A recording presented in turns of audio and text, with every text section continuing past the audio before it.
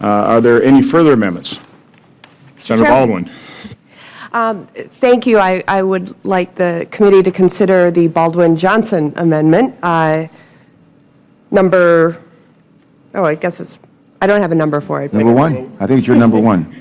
No, that was the Johnson-Baldwin. No, this is a Baldwin-Johnson. Which Yes. They both have a good ring to it, quite honestly. Absolutely, So absolutely. This is your first one, so. Yes, thank you. And I want to thank you for working on this amendment with me, as well as the authors of the underlying bill. Let me just explain briefly what the amendment does and why it's so critically needed. This amendment improves oversight of federal departments by improving the transparency and process in which inspectors general share their report. And much of this came to light, the need for these changes, because of ineffective communication between the Department of Veterans Affairs and the VA OIG, and failed oversight with regard to a medical facility in the state of Wisconsin at Toma.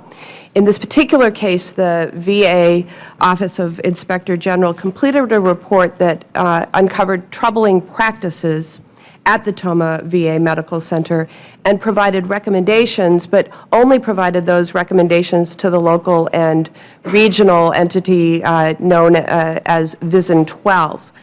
However, the report and these recommendations were never reported to the Department of Veterans Affairs, Secretary Bob McDonald, congressional committees or jurisdictions, committees of jurisdictions, or the public.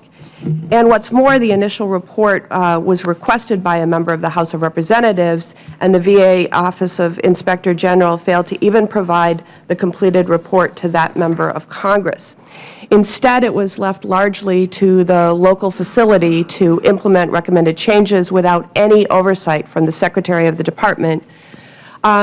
The failure of the VA OIG to appropriately share this report, and the fact that the VA leadership in Washington was apparently unaware of problems at the facility at Toma, is really, it's just simply unacceptable, and it calls out for congressional action, and specifically this amendment will address some of those failures.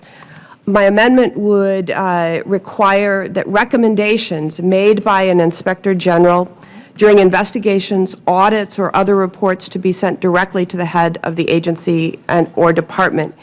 In addition, those recommendations would be made available to the public and submitted directly to the relevant congressional oversight committees. And lastly, if the Inspector General initiated an investigation based on information provided by an individual, the recommendations would also be shared with that individual. So these are first steps, and we have a lot more work to do, but I think this amendment is a very valuable amendment in increasing both accountability and transparency. And I would ask for the committee's unanimous acceptance of the Baldwin-Johnson amendment.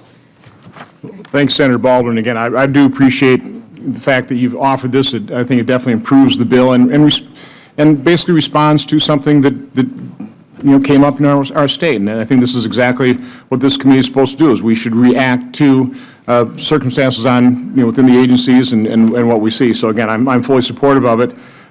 Anybody else wish to speak to this amendment? No, I think it's a good amendment. I urge its adoption. Thank you. It's just good to see both of you working together like this. And anyone else?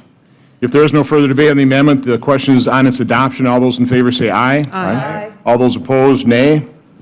In the opinion of the Chair, the ayes have it. The amendment is agreed to.